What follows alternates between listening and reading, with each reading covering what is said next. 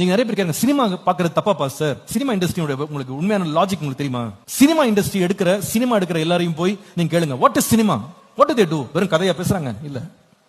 அதுல சூஸ் பண்ற ஒவ்வொரு நடிகையும் எப்படி சூஸ் பண்றாங்கன்னா, வாலிபர்களுடைய இச்சைகளை தூண்டுகிறதுக்கு ஏற்ற விதமான ஆட்களை சூஸ் பண்றாங்க. அவங்க கதையிலேயே என்ன பண்றாங்கன்னா, ஒரு குறிப்பிட்ட பகுதியை சொல்றாங்க கிளாமர். கிளாமர்னா என்னங்க அர்த்தம்? என்ன கிளாமர்னா என்ன அர்த்தம்? அரை நிர்வாணமாக ஆட்டம் ஆடுறது, அதான் கிளாமர். அதான் கிளாமர். சினிமால அது ஒரு பகுதி. கதை என்னென்னமோலாம் இருக்கும், ஆனா கிளாமர்ன்றது இல்லாம போகாது, கண்டிப்பா இருக்கும். அதுல 4 பாட்டை பாடி வாலிபர்களுடைய இச்சைகளை தூண்டும்படி கேவலமான காட்சிகளை வெளியே காண்பித்து அவங்க இச்சைகளை தூண்டி அவனுக்குள்ள அந்த ஆசை பெருகணும். சில பேர் சினிமா பாட்டு கேட்கிற தப்பா பாஸ். என்னப்பா சினிமா பாட்டுல வரிகள் என்ன இருக்கு? பரிசுத்தத்துக்கு எதுமான வரி இருக்கா? இல்ல.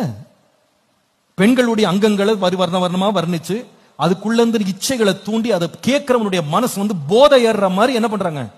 வசனங்களை போட்டு அவனை பாட வைக்கிறாங்க, சிந்திக்க வைக்கிறாங்க. அவனை அவன் மனசை மாம்ச இச்சைகளால பெருக பண்ணிட்டா அவன் எல்லாமே அதுக்கேற்ற தான் செய்வான். அவன் லைஃப் ஸ்டைல் மாறும், அவனுடைய மாரல்ஸ் மாறும், அவனுடைய ஒழுக்கங்கள் எல்லாம் மாறும், அவனுடைய யோசிக்கிற திறன் மாறும், அவன் சிந்திக்கிற விதமே மாறும், அவன் பார்க்கிற விதம் மாறும். இது எல்லாத்தையும் மாத்துறதுக்கு தான் வேலை நடக்குது.